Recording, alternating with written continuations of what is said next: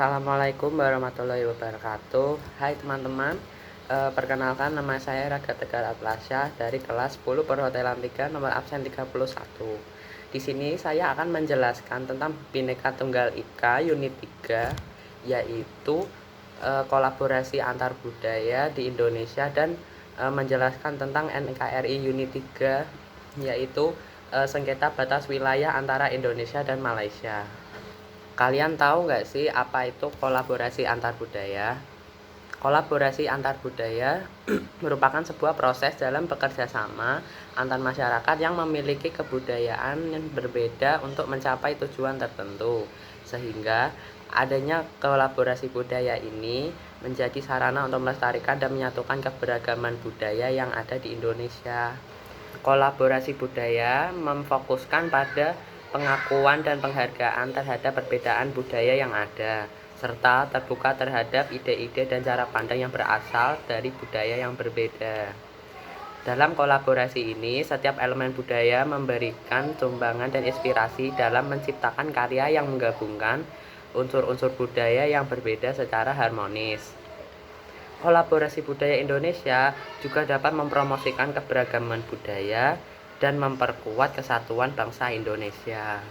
Dalam hal ini, kolaborasi budaya dapat menjadi wadah untuk mempererat persatuan dan kesatuan bangsa, sekaligus melestarikan keanekaragaman budaya Indonesia. Tujuannya yaitu untuk menciptakan solusi yang inovatif dan bermanfaat bagi semua pihak yang terlibat, serta untuk membangun relasi yang saling menghargai dan memahami antar budaya. Bentuk kolaborasi budaya di Indonesia. Yang pertama, pentas seni budaya. Pentas seni budaya adalah salah satu bentuk kolaborasi budaya yang dilakukan di Indonesia. Pentas seni budaya bisa menampilkan beberapa kebudayaan yang ada di masyarakat, misalnya seperti pertunjukan gamelan, musik keroncong, dan tarian tradisional serta kesenian lainnya. Yang kedua yaitu pameran seni budaya. Pameran seni budaya juga termasuk bentuk kolaborasi budaya di tengah masyarakat. Sama seperti pertunjukan seni, pameran juga menampilkan karya seni dari kebudayaan lain. Salah satu bentuk pameran seni adalah pameran seni lukis, seni pahat, seni ukir, dan yang lainnya. Yang ketiga yaitu pertunjukan seni budaya. Pertunjukan seni adalah salah satu bentuk kolaborasi budaya yang bisa dilakukan di Indonesia. Melalui pertunjukan seni, ada beberapa kebudayaan yang akan ditampilkan agar budaya tersebut dapat dikenal masyarakat luas. Contoh pertunjukan seni budaya adalah seni teater, opera, operet, wayang kulit, dan sebagainya. Yang keempat yaitu parade budaya. Parade budaya juga merupakan bentuk kolaborasi budaya di Indonesia. Parade budaya ini banyak diselenggarakan saat memperingati kemerdekaan Republik Indonesia. Di parade ini ditampilkan jenis-jenis kebudayaan di jalanan atau tempat umum. Tak hanya seni tari saja, parade budaya juga menampilkan seni tata rias, busana tradisional, seni bela diri, dan lainnya. Yang kelima, upacara kemerdekaan di Istana Negara.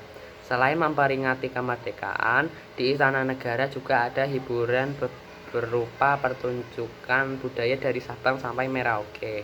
Pertunjukan itu bisa berupa paduan suara lagu tradisional, seni tari, seni bela diri, dan seni alat musik tradisional. Keenam yaitu Bazar dan Expo. Bazar dan Expo juga termasuk sarana kolaborasi budaya di Indonesia. Di sini kolaborasi budaya dimanfaatkan untuk meraih keuntungan komersial. Misalnya, di bazar ada karya seni berupa kain tradisional, kerajinan tradisional, hingga makanan tradisional yang menjadi bagian dari budaya Indonesia. Lalu, kita akan bahas materi berikutnya yaitu NKRI Unit 3, yaitu sengketa batas wilayah antara Indonesia dan Malaysia. Sejak dekade 1970-an telah disepakati beberapa Memorandum of Understanding atau MOU, yakni MOU antara Indonesia Malaysia, Malaysia di Jakarta pada 26 November 1973. Minutes of the first meeting of the Joint Malaysia-Indonesia Boundary Committee pada 16 November 1974 serta minutes of the second meeting of the Joint Indonesia-Malaysia Boundary Committee di Bali pada 7 Juli 1975. Tahun 2000 dilakukan penegasan batas wilayah antara Indonesia dan Malaysia dalam bentuk Joint Survey on Demarcation yang merupakan tindak lanjut dari perjanjian tahun 1975.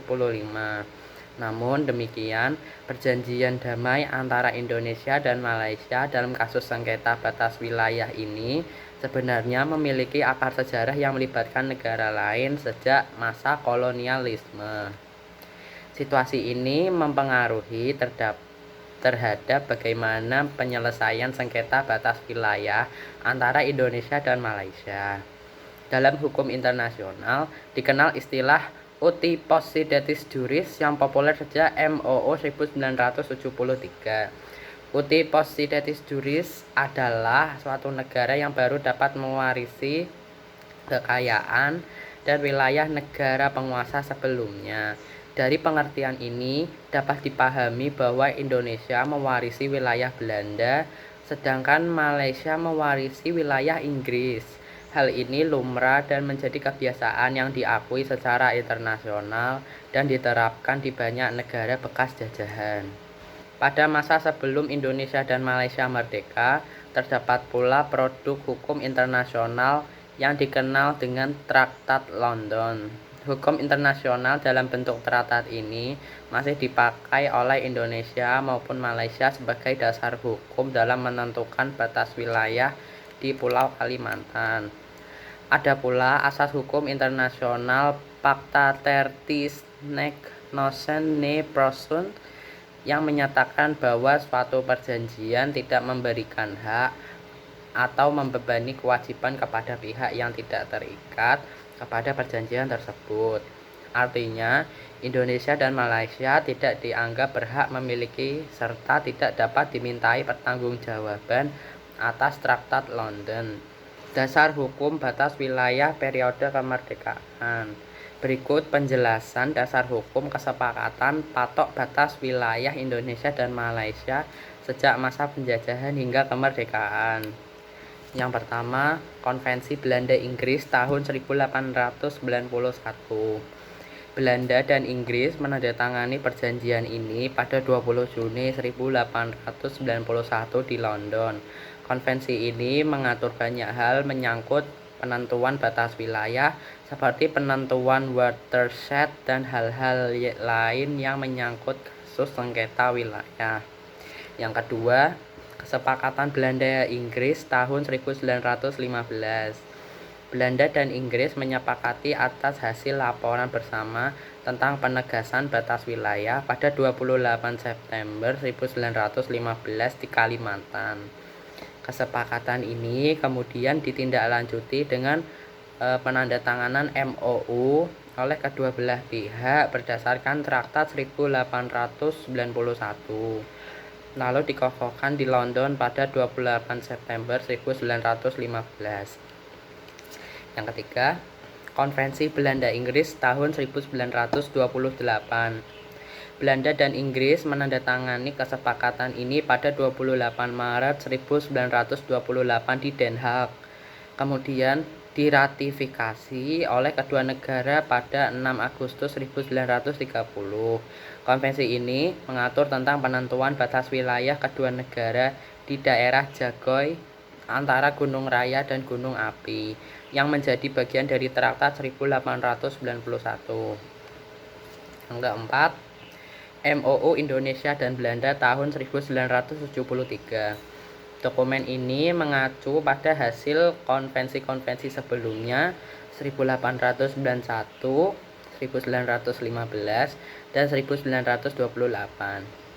Di dalamnya juga berisi kesepakatan-kesepakatan tentang penyelenggaraan survei dan penegasan batas wilayah antara Indonesia dan Malaysia yang terdiri dari organisasi The Joint Technical Committee, penentuan area prioritas, prosedur survei, tahapan pelaksanaan, pembiayaan, dukungan, satuan pengamanan, logistik dan komunikasi, keimigrasian, dan ketentuan bea dan cukai. Karena alasan yang kompleks itulah Pasal 25A UUD NKRI tahun 1945 mengarahkan agar dibuat regulasi berupa undang-undang dalam menentukan batas wilayah.